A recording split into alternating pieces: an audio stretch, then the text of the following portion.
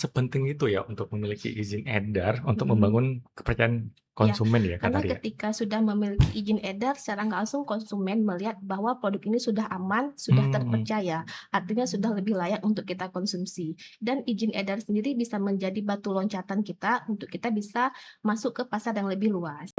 Resiko terbesarnya kemungkinan, produknya akan tidak sesuai dengan standar, mhm, terutama standar keamanan gitu ya. mhm. Kalau ya tidak sesuai dengan standar keamanan, bisa jadi produk yang dihasilkan itu ketika dikonsumsi oleh masyarakat, masyarakatnya jadi, terdampak kesehatan. Nah sekarang kan Pak, eee, banyak yang mengira BPOM itu kan hanya mengawasi ya, Heeh, padahal sebenarnya BPOM itu kan mendampingi pelaku usaha juga nih. mendampingi pengusaha. Boleh dijelaskan nggak Pak, bentuk pendampingan yang diberikan oleh BPOM kepada UMKM itu seperti apa aja? Oke, baik. Ketika kita mulai, Mhm, pasti kita akan menemukan tantangan. Cuman mhm, tantangan itu akan membuat kita, ayo berusaha lagi dan BPOM ini sangat mensupport kami, Mas. Pak Muhib mhm. selalu kami konsul, alhamdulillah fast respon ya, Pak, sampai sejauh ini, jadi gitu. Alhamdulillah. Konsultan ini, konsultan Jadi F&B. gitu. Untuk teman-teman yang sedang berproses mendapatkan nomor izin edar BPOM, eee, tetap semangat. Memang dokumen yang kita buat itu banyak, PR dari Pak Muhib itu banyak. Terus juga kita harus menyesuaikan kondisi lapangan, kondisi sarana kita dengan layout-nya, gitu kan, dengan budget kita juga, gitu kan, Mhm, Pak. Terus, yang pasti saya bilang, itu semua proses yang kita harus lewati untuk mendapatkan nomor izin edar itu memang panjang, tapi yakinlah ketika kita sudah mendapatkan nomor izin edar, mudah-mudahan produk kita sudah bisa lebih dipercaya, sudah bisa lebih dikenal masyarakat, dan mudah-mudahan akan banyak insight-insight lainnya yang kita dapat setelah memiliki nomor izin edar. mmm.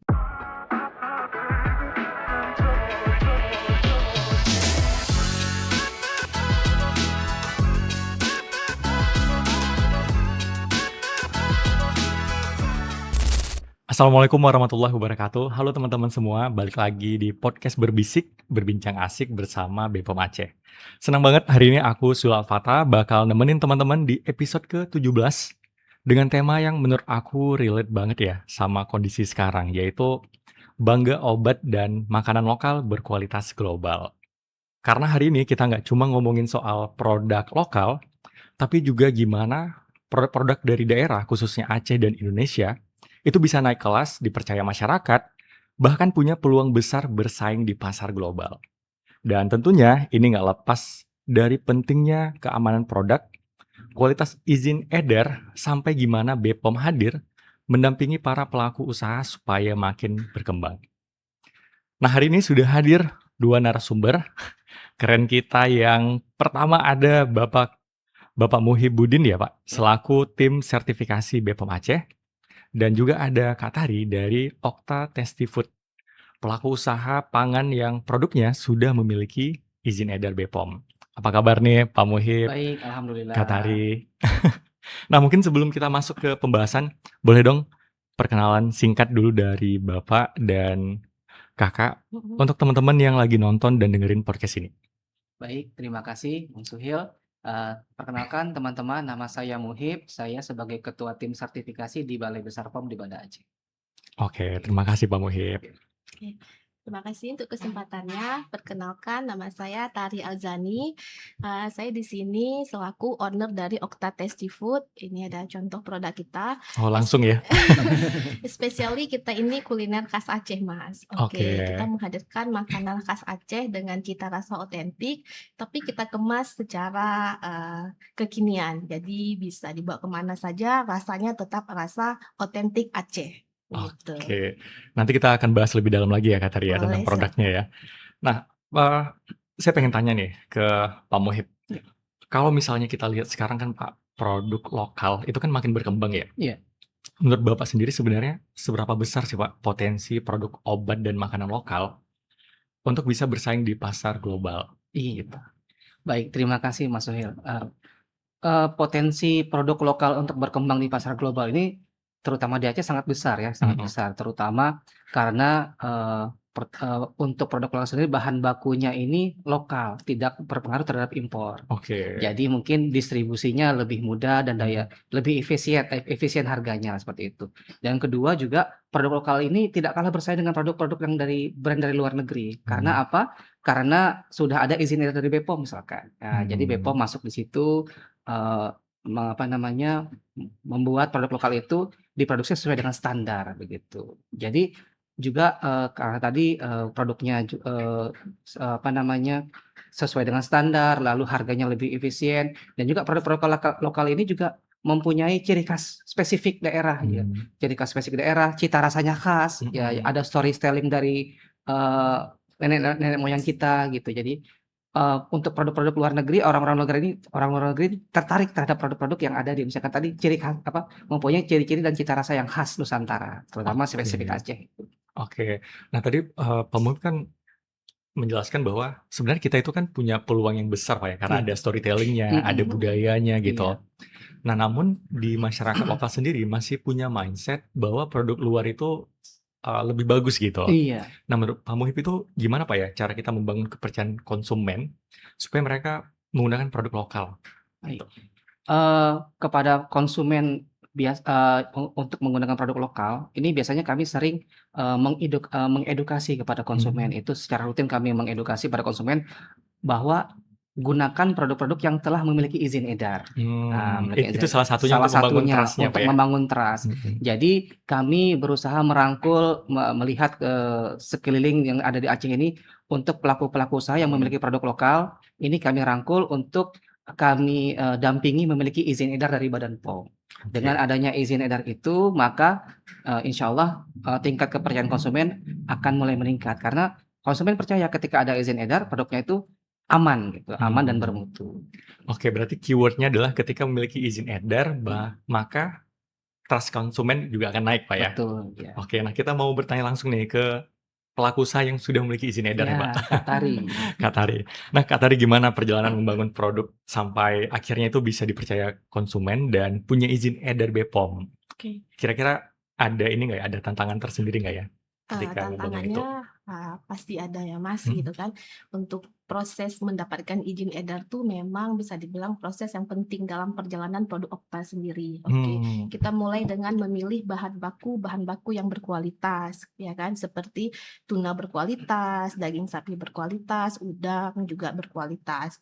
Terus di sisi produksinya kita juga konsul sama Bapak bagaimana sistem produksi yang baik sesuai dengan standar-standar BPOM. Demikian ya Pak. Iya. Ya, dari sisi packaging juga kita selalu memastikan bahwasanya packaging kita itu aman, juga memiliki tanggal expire setiap produk gitu, dan tidak lupa kita membuat batch produknya gitu ya Mas. Di samping itu kita juga konsisten untuk terus menerima testimoni dari pelanggan kita. Misalnya ada yang ngasih saran 1-2, selama testimoni itu kita anggap bisa membangun dan bisa membuat produk kita makin dipercaya kepada masyarakat, maka testimoni itu akan kita tampung gitu.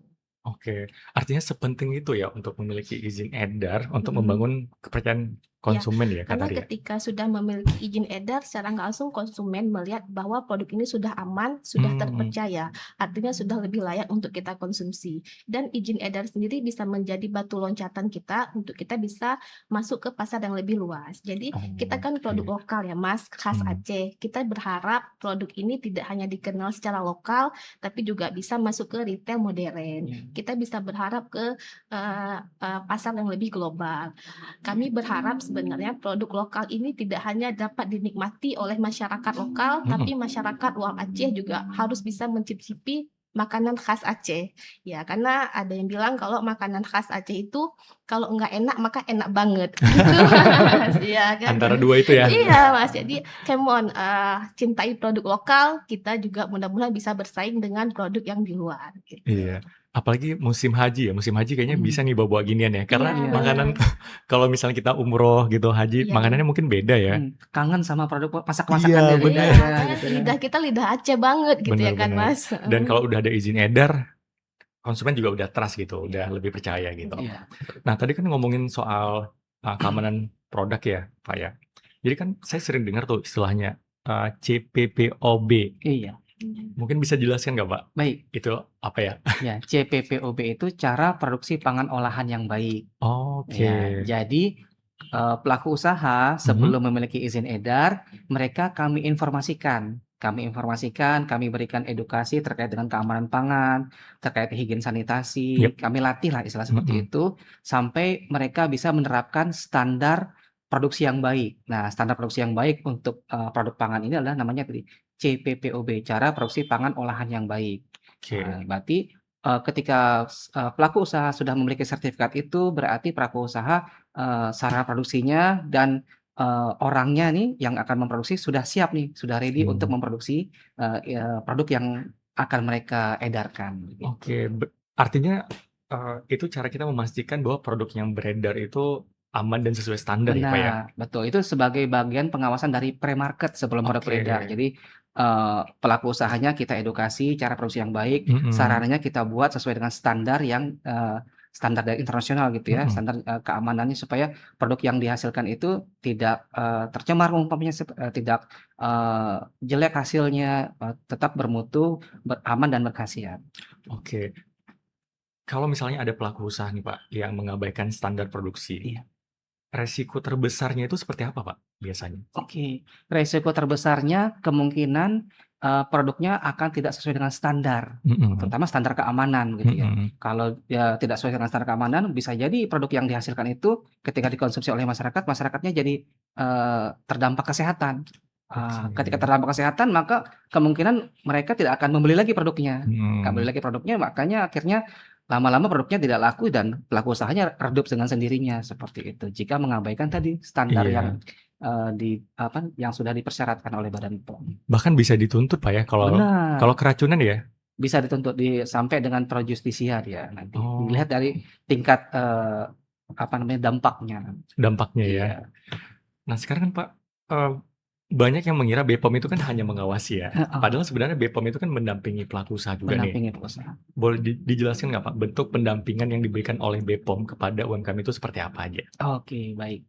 Jadi, pelaku usaha mendampingi pelaku usaha, BPOM mendampingi pelaku usaha mulai dari, pendampingan, izin edar, Mhm. pre-market begitu ya. Jadi pelaku usaha kami berikan edukasi tentang pentingnya keamanan pangan, lalu bagaimana cara memproduksi pangan yang Mhm. baik tadi, Iya. misalkan dijaga higien sanitasinya, lalu bagaimana pendokumentasiannya. Setelah itu setelah mereka paham cara memproduksinya, sarana produksinya juga kita lihat harus sesuai dengan standar keamanan gitu ya, Mhm. sesuai dengan standar BPOM, supaya produk yang dihasilkan tadi, terjamin Mmm. keamanannya. Lalu juga kami bantu pelaku usaha untuk, diuji, produknya. Jadi diuji sama BPOM, jadi pelaku usaha, terbantu dari segi, biaya uji. Nah, seperti itu. Mmm. Itu, salah satu upaya BPOM dalam, membantu pelaku usaha pendampingan. Nanti setelah itu juga ada pendampingan izin edar. Mmm. Ketika Badan POM, ketika pelaku usaha akan mendaftarkan izin edarnya, kami dampingi sampai keluar izin edar dan juga kami ada kolaborasi dengan misalkan dengan lintas sektor gitu ya, dengan, Mhm. lembaga finansial ataupun, bea cukai supaya produknya ini bisa, lebih luas lagi pemasarannya, begitu. Artinya BPOM udah seperti konsultan F&B, Pak, ya? Karena karena membantu Iya, kayak proses produksi yang baik itu seperti ini. benar. Lalu, bahkan lintas sektor ya, Lintas sektor, keuangan juga ya. iya. Intinya supaya bisa survive nih Bisa survive, UMKM-nya. bisa menjual produknya laku di Bener. pasaran gitu. Jadi kalau teman-teman kan ngiranya, wah kayaknya BPOM ini hanya ngasih izin aja, izin edar gitu, padahal enggak. Padahal Iya, BPOM itu juga mendampingi, Pak, ya, mendampingi, dari cara produksi yang baik iya. dan juga sampai ke lintas sektornya, Pak. Lintas sektor sampai kita ada edukasi ke konsumen. Jadi kami Oh. edukasi kepada konsumen agar memilih produk yang sudah ada izin edarnya. Itu Mhm. sangat penting. Jadi untuk produk-produk yang tidak ada izin edar, sebaiknya tidak usah dipilih. Nah, kami Iya. edukasi seperti itu kepada konsumen. Supaya juga meningkatkan nih pelaku-pelaku usaha yang sudah ada izin edarnya, eee, bisa terbantu. Jadi produsennya si konsumen ini kita tanamkan rasa bangga terhadap produk-produk yang sudah memiliki izin edar, Mhm. gitu. Dan rasa aman juga, Pak, ya? Betul, rasa aman tentunya. Aman, takutnya keracunan nanti ya, masuk rumah sakit. Jadi Kak Tari, tadi Pak Muhib udah cerita nih Mhm. tentang bagaimana BPOM mendampingi UMKM. Nah, boleh dicerita sedikit nggak pengalaman waktu proses mendapatkan izin BPOM-nya tadi? Pengalamannya itu kita mulai dari kita itu ada ikut bimbingan teknik BIMTEK Mhm, kemarin mhm, selama beberapa hari di sini. iya, Itu kita memang dikasih banyak banget ilmu, Mas. Mulai dari cara produksi yang baik, layout sarana ruang produksi kita gimana sesuai mhm, dengan arahan Pak Muhib gitu kan. Pokoknya kita dikasih tahu tentang rules-rules yang boleh dan tidak bolehnya sesuai dengan standar BPOM. Termasuk ya kenapa sih setiap makanan tuh punya tanggal kadaluarsa. Nah, itu untuk mhm, menghindari keracunan seperti yang tadi disebutkan iya, Mas bilang kan. Nah, selanjutnya juga kita dikasih tahu bagaimana caranya makanan itu supaya lebih ada masyarakat itu percaya gitu kan dengan cara memiliki nomor izin edar. Karena mhm, dengan nomor izin edar itu masyarakat menjadi lebih yakin. Kalaupun tidak sempat melihat nomor izinnya, maka sekarang kita bisa barcode. Jadi di mmm, kemasan belakang kita juga udah tersedia barcode untuk memastikan bahwa produk ini sudah ada izin edar gitu. mmm, Memang prosesnya panjang, Mas, tapi ya itu buat kami spesiali untuk Okta itu investasi untuk sebuah produk ini untuk bisa oke, terbang lebih tinggi lagi, lebih jauh lagi jangkauan pemasarannya gitu, Mas. oke. Artinya ketika mengurus izin edar ini tidak sesulit yang dipikirkan oleh orang ya, Kak, ya? Itu berproses. Ketika kita mulai, Mhm, pasti kita akan menemukan tantangan. Cuman mhm, tantangan itu akan membuat kita ayo berusaha lagi dan BPOM ini sangat mensupport kami, Mas. Pak Muhib mhm. selalu kami konsul, alhamdulillah fast respon ya Pak sampai sejauh ini. Jadi Alhamdulillah. gitu. Konsultan ini, konsultannya BNI. Jadi kita kalau ada kendala kita selalu komunikasi. Bahkan Oke, kadang komunikasinya tuh sampai dikasih PR, coba tanya ini, coba tanya itu gitu mmm, kan. Selama kita mengikuti rules-nya, kita mengerjakan sesuai dengan SOP-nya, mhm, insya Allah pasti terbantu dan nomor izin edarnya juga akan ada. oke, Berproses dan berusaha, Mas. berusaha ya, penting Iya. jangan pasif ya, Kak, ya? Iya, jangan pasif. Tanya aja semua ke Pak Muhib. Iya. Nah, jadi teman-teman BPOM Aceh boleh nih, nanti boleh tanya ke Pak Muhib ya dan teman-teman yang lain, bagaimana caranya membuat sebuah produk itu sudah sesuai dengan standarnya ya, standar produksinya ya. Dan kalau kita lihat nih, Kak, tadi kan produknya itu produk lokal ya. Sebenarnya saya pengen tahu apa sih motivasi terbesar Kakak untuk terus Oke. ngembangin produk lokal supaya jangkauannya lebih jauh gitu? Oke. Sebenarnya gini, kita kenal Aceh itu memiliki banyak sekali kekayaan. Ada Mhm, rempah di situ, ada warisan kuliner, ada hal-hal lainnya yang masyarakat di luar Aceh itu harus tahu. Nah, mhm, kita berfokus pada kulinernya, Mas, gitu. Jadi mmm, kuliner Aceh ini punya cita rasa yang unik, punya cita rasa yang khas yang mhm, disukai oleh masyarakat Aceh. Nah, kita pengen ini tuh keluar, ini masyarakat luar harus tahu. Nah, oke, kita berinovasi bagaimana caranya si reboh, kemamah tuna, sambal asam udang ini bisa juga dicicipi masyarakat luar tanpa harus misalnya pergi ke Lambaro beli mhm, daging sapi, blender bumbu segala macam nggak usah repot ya? lagi. Iya, repot. Nah, kita hadirkan inovasinya gitu, Mas. Jadi Mhm, biar bisa dirasakan dimanapun lokasinya, bisa bawa ke luar kota, bisa kirim mhm, ke luar negeri juga mungkin ya kan kayak kemarin kita ada diminta pada saat ada jemaah haji kita mhm, alhamdulillah ada diminta menyediakan beberapa puluhan piece gitu ke Mamah Tuna untuk dikirim ke jemaah haji salah satu mmm, kloter gitu kan Mas. mhm, Kemarin juga pada saat musibah bencana di Takengon dan Aceh Tamiang, BPOM juga minta bantuan kita untuk menyediakan puluhan piece bahkan sampai ratusan gitu ya Pak ya.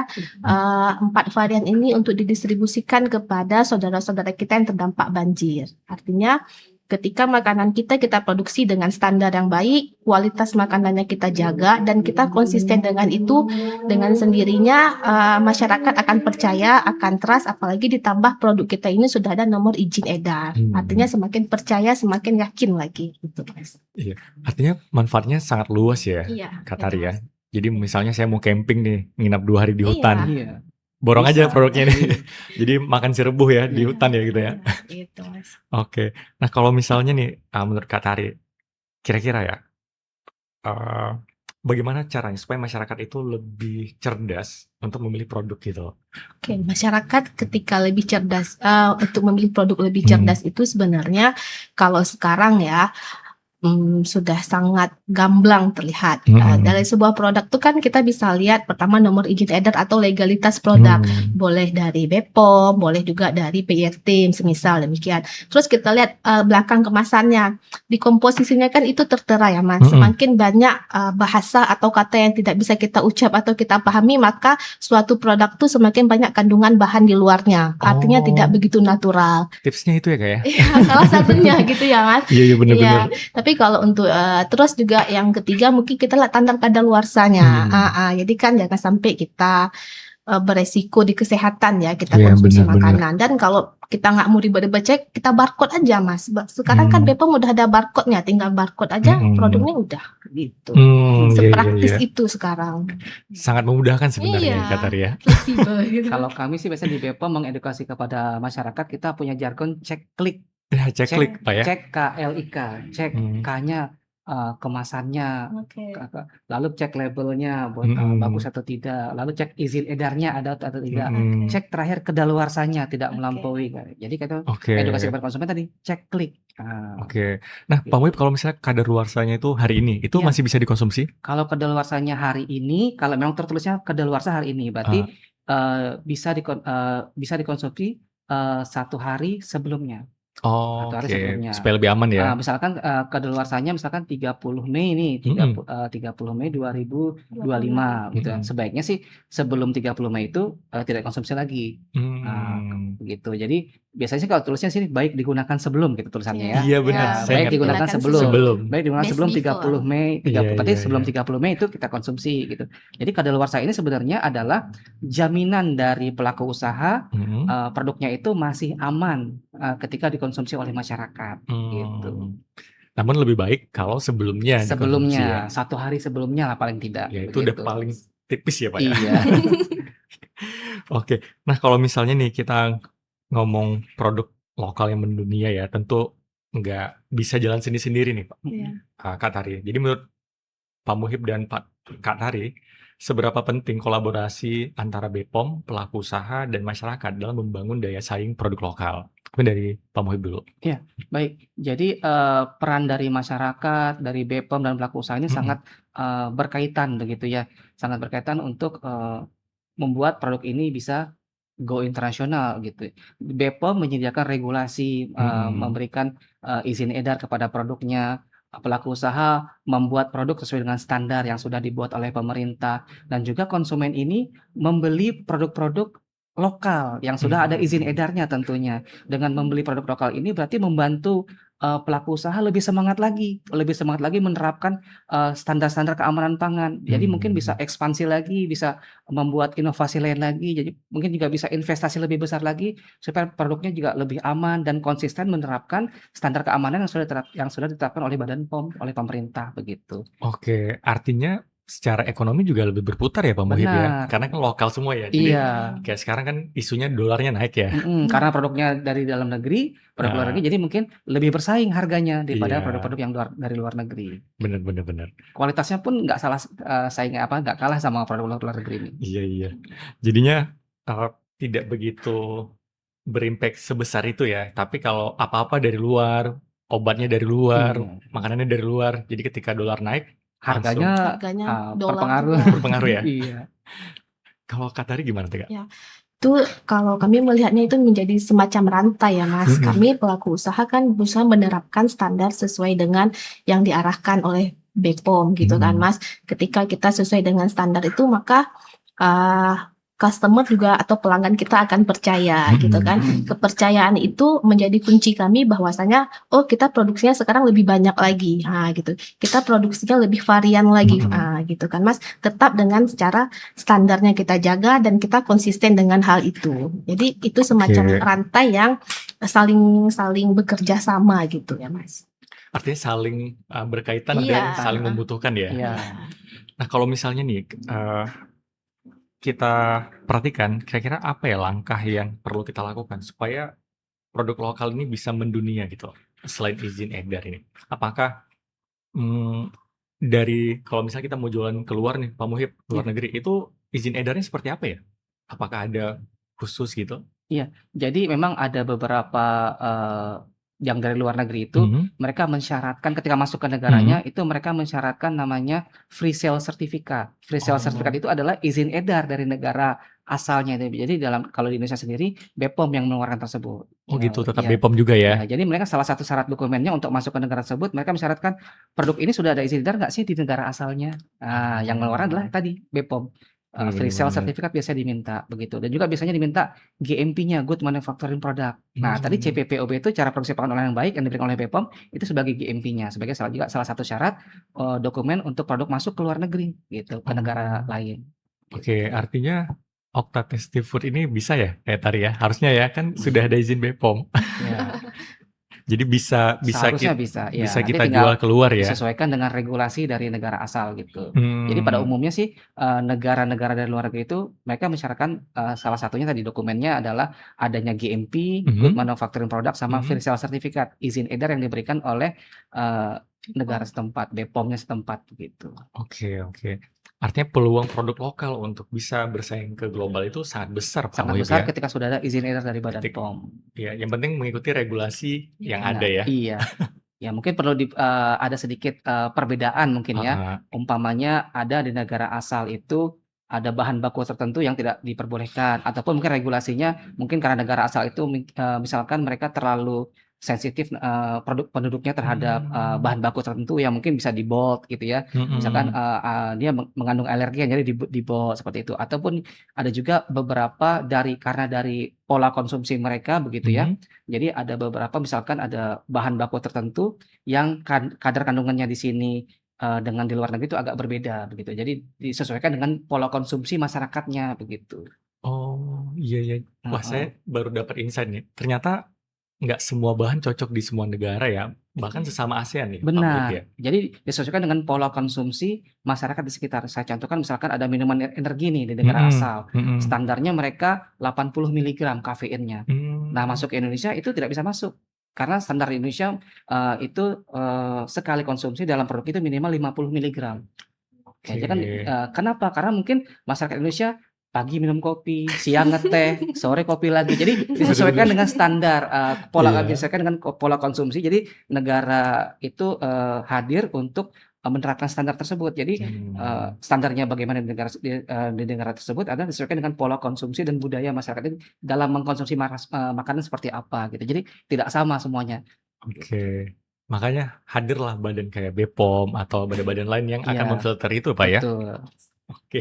Nah, teman-teman kita sekarang masuk ke segmen favorit, namanya itu Janet Jawab Netizen. Jawab Jadi netizen. kita merangkum atau mengambil beberapa pertanyaan dari sosmed, Oke. BPOM Aceh, dan dari, platform digital lainnya. Kita mulai dari nomor 1 ya. Dari @KKAA_nya 2 kali. AKK.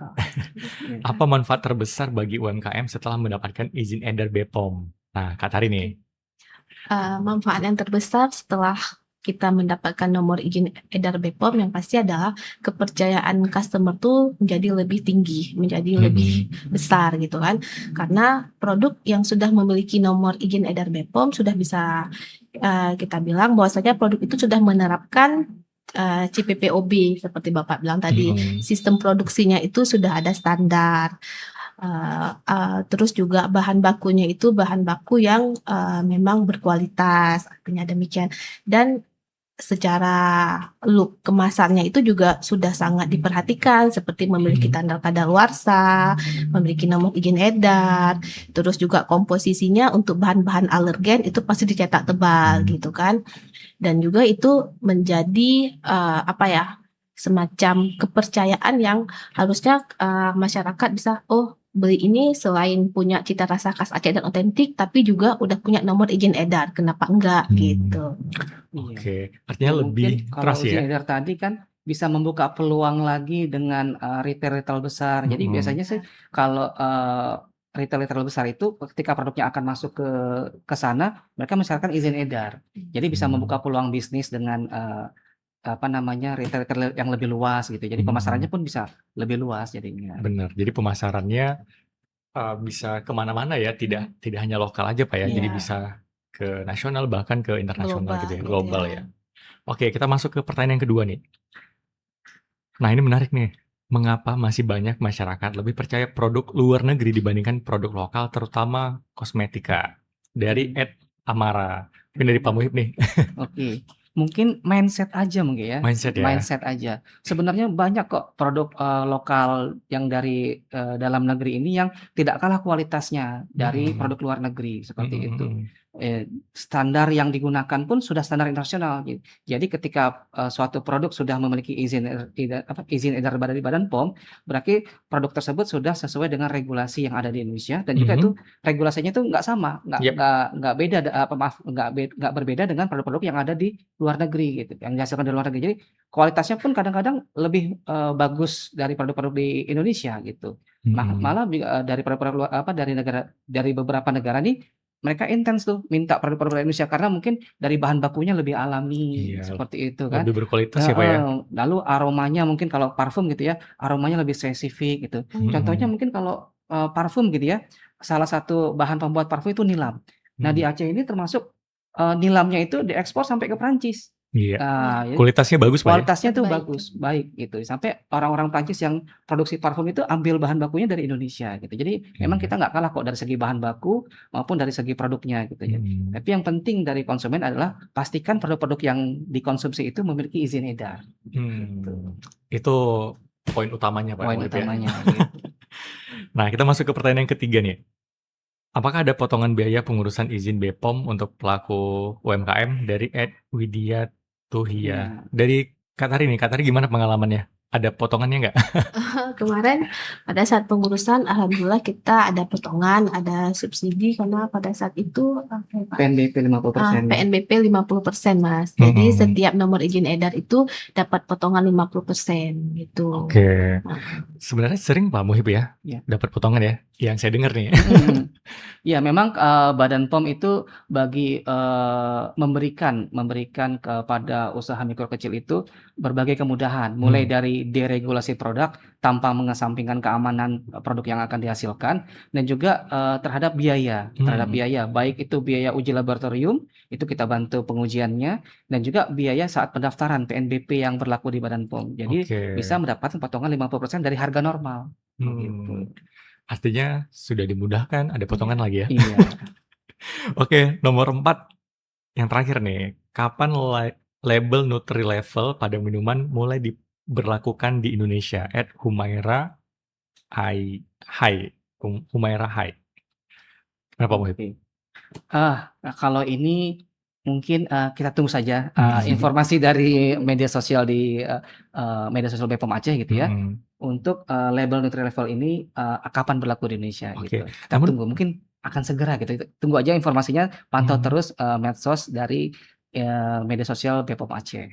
Pak Muhib, saya sebagai orang awam belum Mhm. paham nih, Nutri-Level itu maksudnya apa ya? Iya, Nutri-Level itu mungkin, ketika di dalam, minuman siap saji itu Mhm. ada nanti, kandungan gulanya bagaimana gitu ya. Nanti Oh. ada apa namanya, penjelasannya itu, penjelasannya di apa, media sosial. Jadi di situ tertulis tuh, kandungan gulanya seberapa banyak, kandungan Mhm. BTP-nya seperti apa, nanti penjelasannya akan lebih detail lagi di media sosial. Oke. Gitu.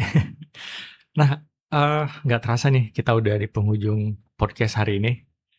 Tapi sebelum closing, saya mau minta closing statement dulu dari Pak Muhib Oh, dan Kak Tari. Mhm. Mungkin ada pesan untuk masyarakat tentang pentingnya mendukung produk lokal berkualitas, atau dari Kak Tari mungkin ada motivasi nih buat pelaku usaha lain yang sedang berproses mendapatkan izin BPOM. Oke. Kak Tari dulu ya? Boleh. Untuk teman-teman yang sedang berproses mendapatkan nomor izin edar BPOM, tetap semangat. Memang dokumen yang kita buat itu banyak, PR dari Pak Muhid itu banyak. Terus juga kita harus menyesuaikan kondisi lapangan, kondisi sarana kita dengan layout-nya, gitu kan, dengan budget kita juga, gitu kan, Mhm. Pak. Terus, yang pasti saya bilang, itu semua proses yang kita harus lewati untuk mendapatkan nomor izin edar itu memang panjang. Tapi yakinlah ketika kita sudah mendapatkan nomor izin edar, mudah-mudahan produk kita sudah bisa lebih dipercaya, sudah bisa lebih dikenal masyarakat, dan mudah-mudahan akan banyak insight-insight lainnya yang kita dapat setelah memiliki nomor izin edar. Demikian dari saya. Oke, terima kasih Kak Tari. Ya, baik. Mungkin kalau dari saya, jangan ragu untuk konsumsi produk-produk yang dihasilkan di dalam negeri. Mhm. Karena dari mutunya, dari segi keamanannya itu tidak kalah dari produk-produk yang dihasilkan di luar negeri gitu. Jadi pun bahan-bahan yang dipakainya pun lebih alami, Ya. relatif lebih alami dibandingkan dari produk-produk yang ada di luar negeri seperti itu. Harganya pun bisa lebih terjangkau karena produk-produknya tidak berpengaruh tuh dengan produk-produk bahan baku yang impor begitu ya. Tapi yang paling penting adalah pilih produk yang ada izin edar dari Badan POM. Untuk pengurusannya tidak perlu khawatir, kami merangkul pelaku usaha, kami akan mendampingi pelaku usaha mulai dari konsultasi sampai dengan keluar izin edarnya, dan bahkan nanti pada saat pemasarannya akan coba kami kolaborasi tadi ya dari pihak perbankan maupun dari pihak bea cukai untuk bisa lebih memasarkan produknya lebih global lagi. Oke, terima kasih banyak nih Pak Muhib dan Kang Haris untuk Sama-sama. insight-nya, udah berbagi pengalaman yang luar biasa nih. Dan dari obrolan hari ini kita belajar kalau produk lokal itu bukan produk kelas 2 ya. Padahal dari luar itu ngambil bahan dari sini gitu. Iya, Iya. benar. Nah, jadi kalau kualitasnya dijaga, keamanannya diperhatikan dan didukung bersama-sama, produk lokal Indonesia itu punya peluang yang besar teman-teman untuk bersaing di pasar global. Jadi mari kita bangga dengan menggunakan produk lokal yang aman, bermutu, dan tentunya sudah memiliki izin edar BPOM. Saya Suhal Fatah pamit undur diri. Sampai jumpa di podcast berbisik episode berikutnya. Wassalamualaikum warahmatullahi wabarakatuh. Waalaikumsalam warahmatullahi wabarakatuh. Dadah.